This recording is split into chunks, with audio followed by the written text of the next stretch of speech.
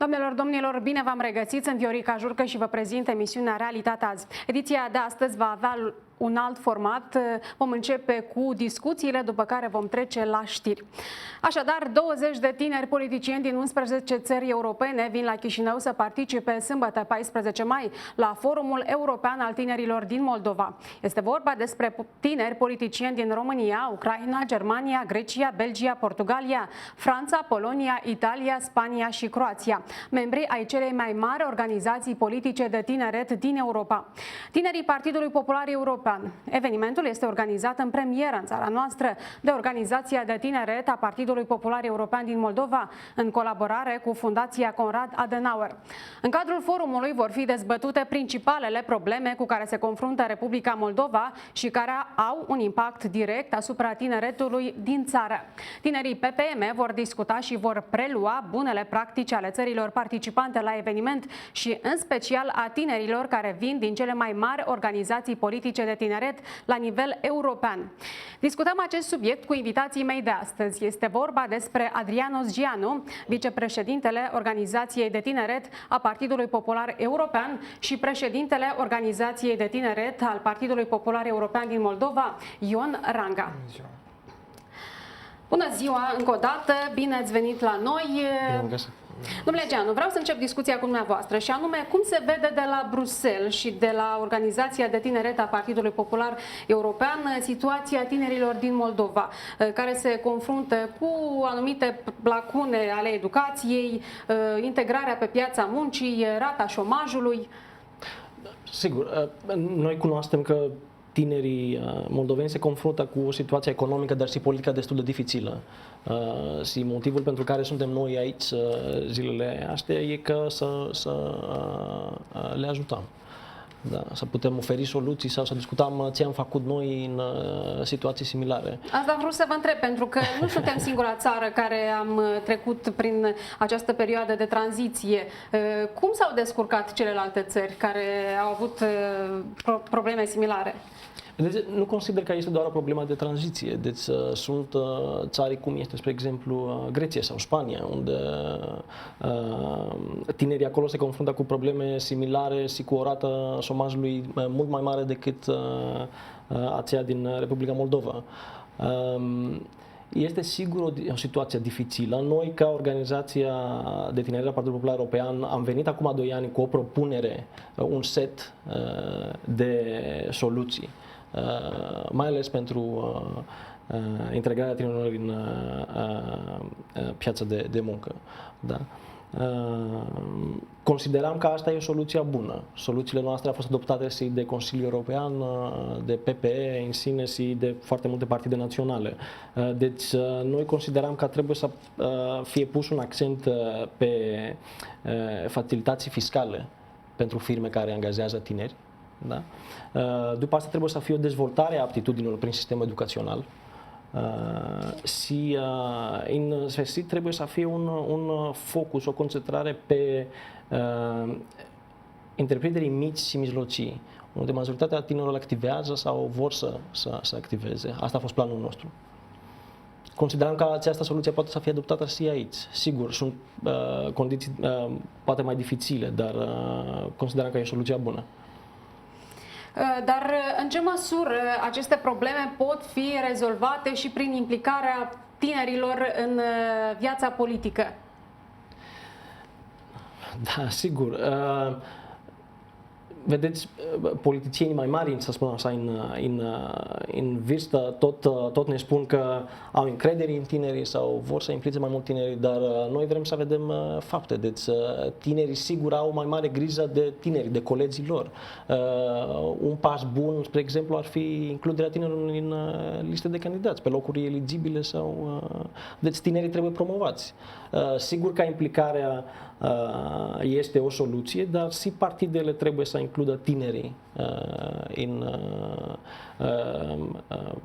poziții de conducere sau poziții, să spunem așa, unde au un cuvânt de spus. Da? Asta a fost și lupta, asta este și lupta noastră ca tineretul PPE. Încercam să plasăm și să ajutăm cât mai mulți tineri politicieni putem pe poziții cheie în partidele lor. Domnule Ranga, echipa tinerilor din Partidul Popular European din Moldova își propune să devină cea mai atractivă organizație politică de tineret din Moldova, care să consolideze tinerii în jurul ideii de integrare europeană și totodată să schimbe atitudinea clasei politice moldovenești, să o reinventeze, să o redefinească, dacă aș putea să zic așa. Vreau să vă întreb, care este atitudinea tinerilor de la noi față de politică în prezent și de ce este ea dictată? Da, vă mulțumesc mult. Cred că, de fapt, asta a fost și scopul inițial pentru care ne-am creat, odată cu crearea grupului de inițiativă care a format Partidul Popular European din Moldova încă în martie anul trecut. Eu împreună cu un grup de tineri activi, tineri implicați în viața atât socială cât și politică din Republica Moldova, adică au fost colegi care au mai fost membri a altor forțe politice din Republica Moldova, am hotărât de fapt să creăm o organizație de tineret care să nu fie doar cum se obișnuiește la noi o anexă a partidului prin care toți membrii care au scris cereri de aderare sub 35 de ani sunt declarați tineri și sunt declarați automat membri organizației tineret. Noi am spus că, de fapt, organizația noastră vrem să o facem un organism viu în cadrul partidului, care de multe ori să nu fie de acord cu ceea ce promovează partidul, la fel cum se obișnuiește sau obișnuiește practica europeană.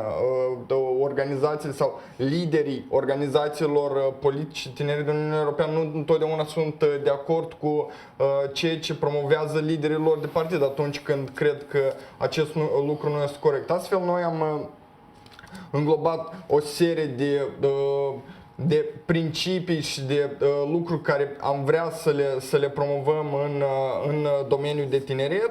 Am format acest grup de tineri care să le implementeze. Deja de 6 luni, începând cu 11 octombrie 2015, suntem o organizație oficial constituită în urma congresului TPPM și luând în considerare anume ceea ce m-ați întrebat vis-a-vis de atitudinea tinerilor față de politic, pentru că am observat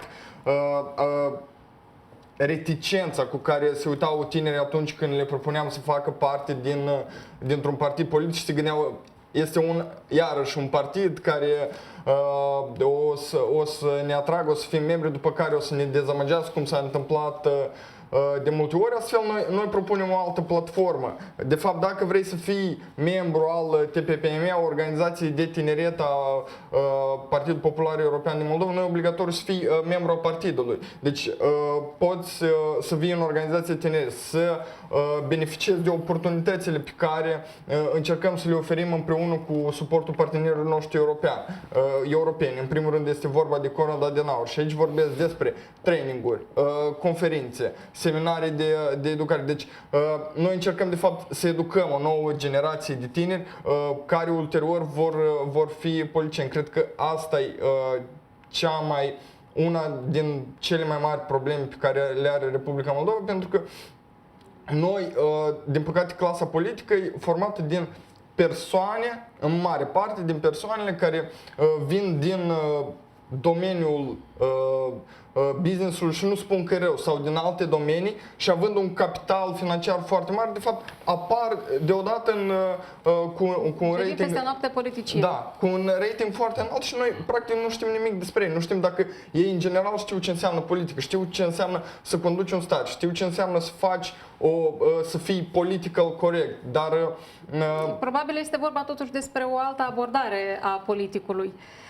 Domnule Geanu, cum apreciați dumneavoastră implicarea tinerilor moldoveni în politică? Deci, avem colegi moldoveni în cadrul tineretului PP și sunt destul de activ, dar suntem îngrijorați de participarea tinerilor, mai ales în scrutine de vot. Deci este un fenomen european, nu se întâmplă doar în Republica Moldova. Pasivitatea tinerilor. Exact, da. Deci pasivitatea și reticența de a participa în procesul politic sau în procesul civic.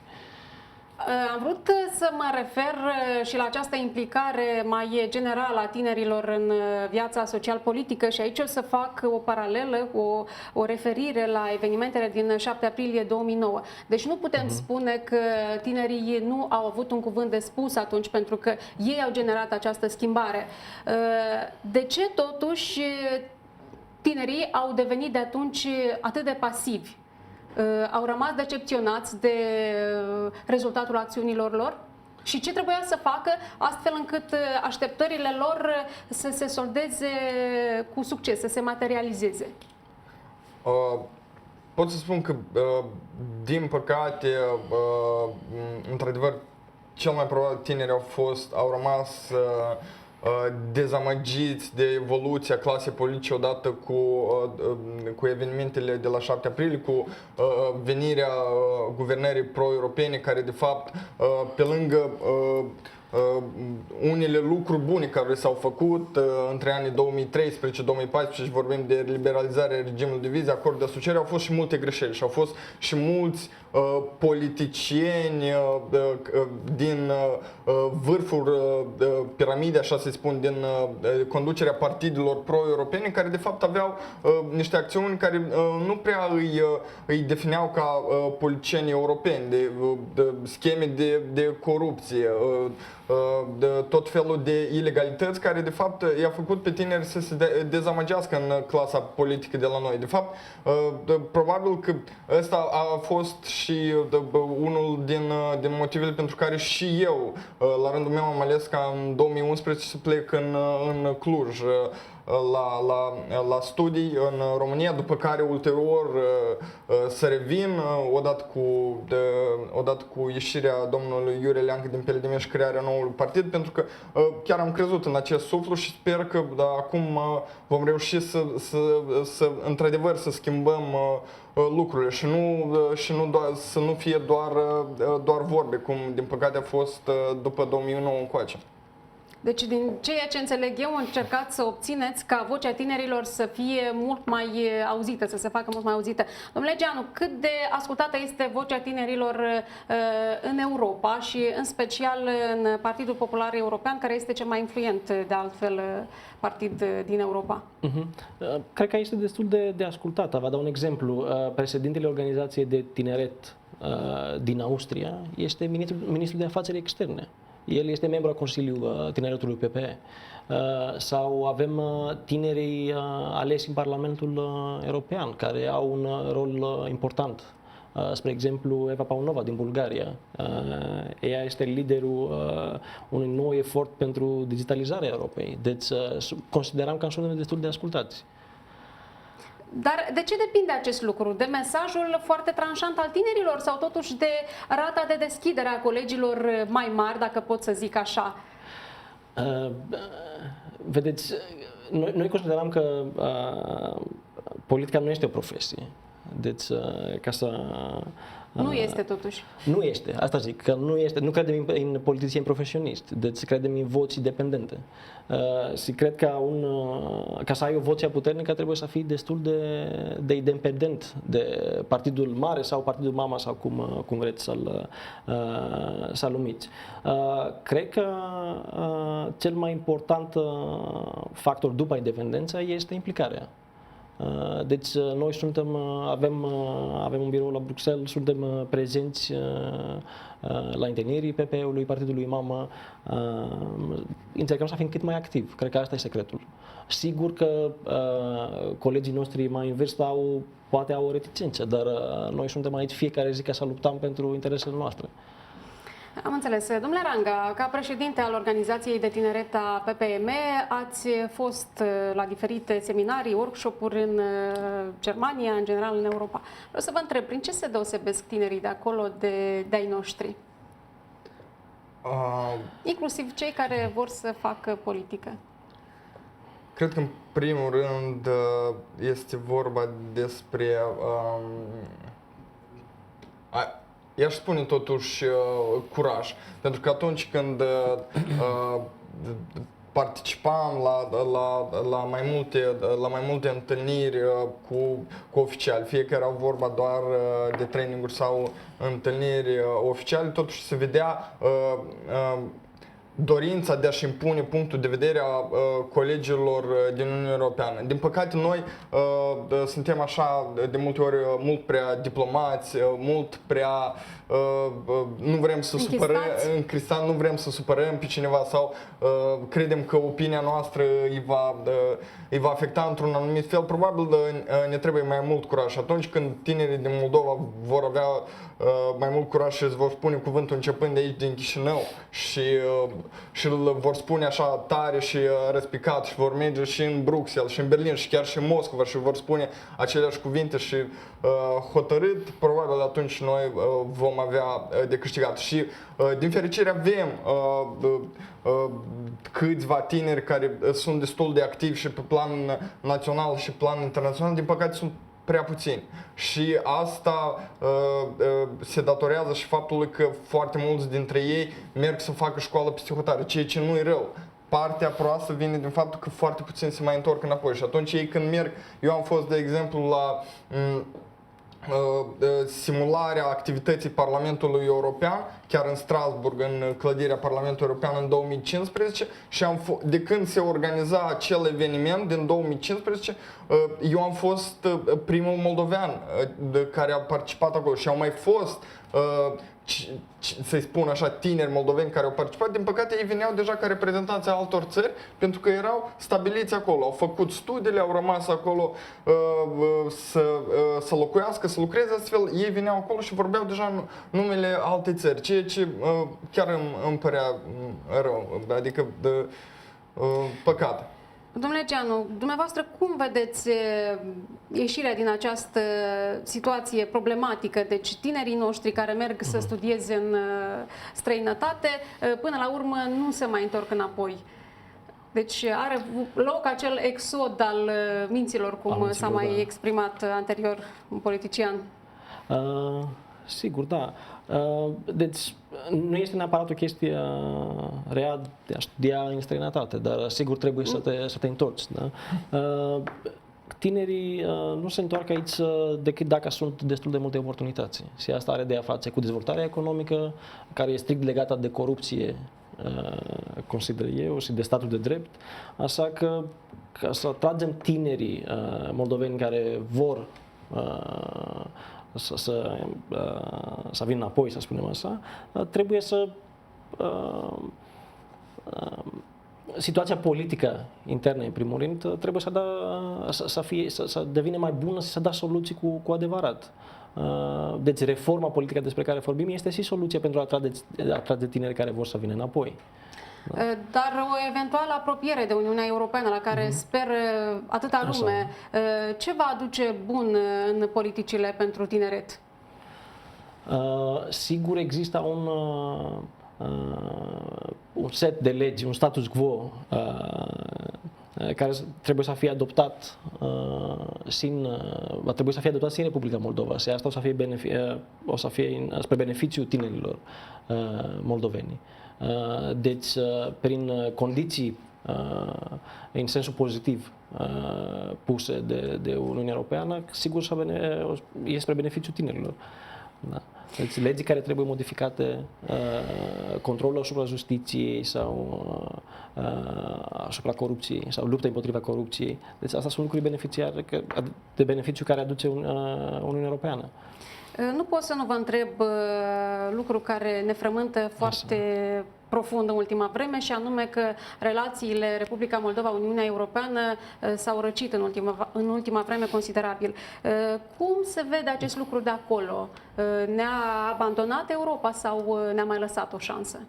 Nu, sigur Europa nu ne-a abandonat. Europa se confruntă cu probleme, să spunem așa, interne și externe mult mai mari în prezent comparativ cu acum 3 sau 4 ani. Deci, poate prioritățile au schimbat, dar asta nu înseamnă că și parteneriatul estic, inclusiv și Moldova, nu rămâne o prioritate. Dar nu mai este poveste de succes de odinioară.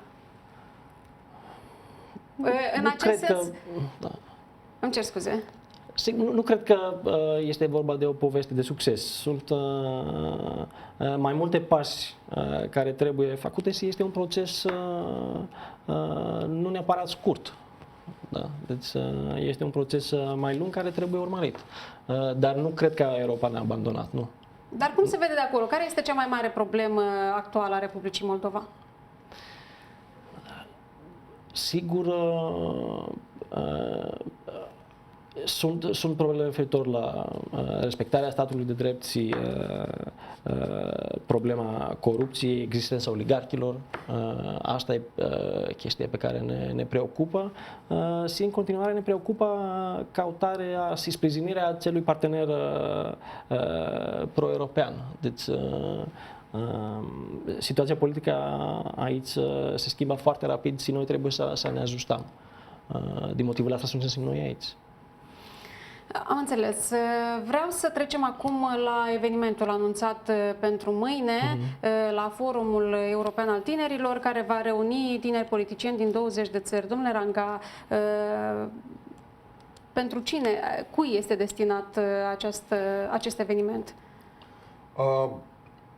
Acest eveniment, în primul rând, este destinat tinerilor Partidului Popular European din Moldova, care de fapt în tot acest răstimp au încercat de fapt să se impună pe spectrul aripilor politici tineret ca fiind cea mai activă. Deși suntem formați doar oficial în octombrie 2015, după cum v-am mai spus, în ultimele câteva luni totuși am fost probabil cea mai activă și cea mai vizibilă aripă de tineret din Moldova, astfel încât am încercat să creăm acest eveniment pentru ca membrii noștri, atât din Chișinău cât și din raioanele țării, să poată discuta cu cei mai influenți și cei mai importanți tineri politicieni din Uniunea Europeană, de la cea mai importantă organizație de tineret din Uniunea Europeană, astfel încât să putem prelua și bunele practici de la ei, să putem prelua expertiza